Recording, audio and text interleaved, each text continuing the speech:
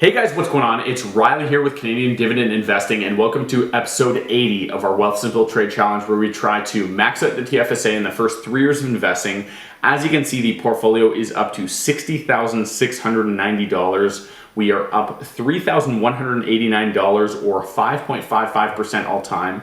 If you want to see how the portfolio is doing with dividends, how much in dividends I'm making per month, stay tuned to the end of the video while we go over our Blossom portfolio, which shows us all those metrics. So without further ado, let's go over the portfolio quick here. In the past day, we are actually down $75. In the past week, we are up $469. In the past month, we are up $659. In the past 3 months, past 3 months have been fantastic. We are up $2,909, and in the past year, we are up $3,552. So we do have $1,000 to play with today. We're going to be investing into a couple of ETFs that I've invested in the past. What's funny enough is I believe today the U.S. stock market's closed, but we'll touch on a subject here, is a lot of the ETFs or U.S. ETFs that I invest in are actually Canadian hedged. Now, Wealthsimple Trade, which is the program that I use to trade, and I definitely recommend you do so too. There's actually a link in the description if you don't have it yet. What it allows you to do is buy Canadian stocks with no fees. So with these big companies, for example, the one we're going to be investing in today that follows the S&P 500, the S&P 500 in the US, the stock ticker symbol is VOO. The Canadian hedged of that, which puts that same, tracks the same S&P 500, it's just in Canadian dollars. It is called VFV. It's a Vanguard ETF. Anyways, basically it being Canadian hedged means that we don't pay any taxes, we don't pay any fees when we buy that stock. So that's what I do with a lot of ETFs to diversify my portfolio into the US market, but not getting hammered by those fees when you do buy US stock. So it allows us to get into the US market with a lot less fees. So I definitely recommend you do the same. And I'm going to prove that by investing into 2 of those companies today. So first one being, like I mentioned, we're going to be investing into VFV. So again, this follows the S&P 500. It has a little bit of a dividend here, and a lot of people also are worried about the withholding taxes, about VFV. I'm more worried about the stock value. If they're taking a small 15, a couple basis points, a couple percent for withholding taxes, I'm not too worried about that. If we're growing this stock over time and it allows me to diversify into the US market with less fees, I'm not really worried about the US withholding taxes.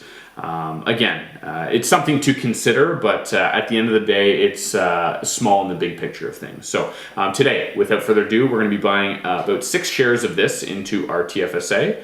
So 6 shares of VFV. And the second company we're going to be buying today is also follows a US index, which is QQC.F. So this mirrors the NASDAQ 100 index. I'm not exactly quite sure the ticker symbol in the US, but this is the Canadian hedged version. Again, as you can see, the stock is slightly down, so we're going to be picking up a couple shares of this again into our TFSA. So we'll try to aim for about 3 shares. Perfect. Awesome. Another quick point I wanted to make or kind of talk about is consistency. And I feel like a lot of people, when they start to get invested, they're very upfront, they're very intense, and then slowly things start to simmer down, and they don't get as, they don't invest as often. They kind of fall off the train a little bit. And what I would recommend to you, especially if you're starting to invest, don't put a substantial amount. Start very small and climb up from that amount. So if you can only put away $100, that's what I started with. $100 a week, $100 a month into stocks, and then slowly build on that. Just keeping consistent is the most beneficial thing moving forward with investing, what I found. So again, take everything I say with a grain of salt. But just to recap a little bit before we dive into the Blossom account, we are up to $60,696. And we bought today VFV in QQC.F. So we're going to jump over to the Blossom portfolio, and we'll go over the dividends that are currently being accrued by this portfolio, and we'll go from there.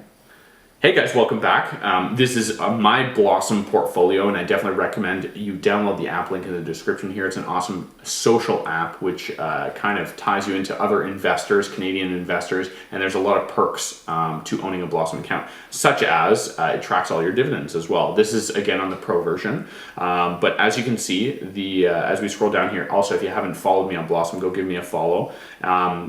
So we're going to click on a dividend contribution. So this portfolio is currently making $1,832.95 annually in dividends. And I know a lot of you like to see what the portfolio is making monthly and daily.